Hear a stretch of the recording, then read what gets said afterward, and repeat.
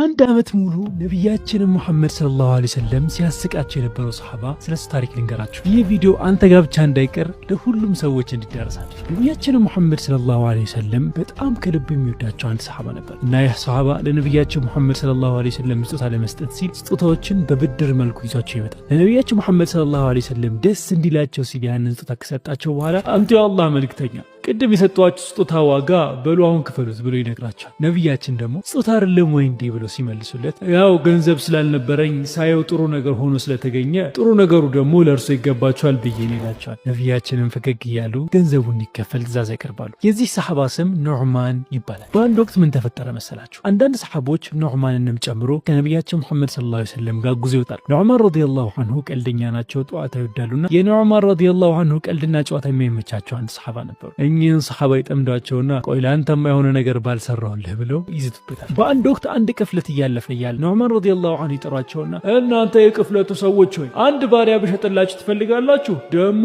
በጣም ብልጥ ነው፣ በተጨማሪ ደግሞ ዋጋው ደግሞ ረከስ ያለ ነው ብሎ ያስማማቸዋል። የቅፍለቱ ባለሀብቶችም ዋጋውን ከጠየቁ በኋላ ባሪያው እንደሚፈልጉ ይነግሩታል። ግን ይህ ባሪያ አንድ አስቸጋሪ የሆነ ነገር አለበት። ባሪያው እኔ ነፃ ሰው ነኝ፣ ባሪያ አይደለሁም፣ የነቢዩ መሐመድ ኡመት ነኝ እያለ በየጊዜው ያወራል ብሎ ነገራቸው። አይ አብሽር፣ ችግር የለውም፣ የትኛው እንደሆነ አሳየን፣ እኛ ይዘነው እንዲያለን ብለው ይጠቆማቸዋል። ሄደው ይሄንን ሰሃባ ሲይዙት ተውኝ፣ ልቀቁኝ፣ እኔ ባሪያ አይደለሁም፣ እኔ ነቢዩ መሐመድ ኡመት ነኝ ሲል አዎ እናውቃለን፣ አንተ ባሪያ አይደለህም፣ አዎ እያሉ አሳስቀው ይዘው ትሄዳል። ነቢያችን መሐመድ ሰለላሁ ዐለይሂ ወሰለም ከሄዱበት ቦታ ሲመጡ ይህ ታሪክ ይነገራቸዋል። ነቢያችንም ብለው ከሳቁ በኋላ ገንዘቡ እንዲመለስላቸውና እንደ ባሪያ ተሽጦ የሄደውም ሰሃባ ወደ ነቢያቸው ሰለላሁ ዐለይሂ ወሰለም ይመለሳል። ነቢያችን ሁሌ ኑዕማን ረዲየላሁ ዐንሁ ባዩት ቁጥር ነበር የሚስቁት የነበረው። እዚህ የፎሎ ምልክት ካለ ፎሎ ማድረጋችሁን አትርሱ። የፍትኝ ቪዲዮ ኪመር ቪዲዮ ይቀጥላል። ወሰላሙ አለይኩም ወራህመቱላሂ ወበረካቱ።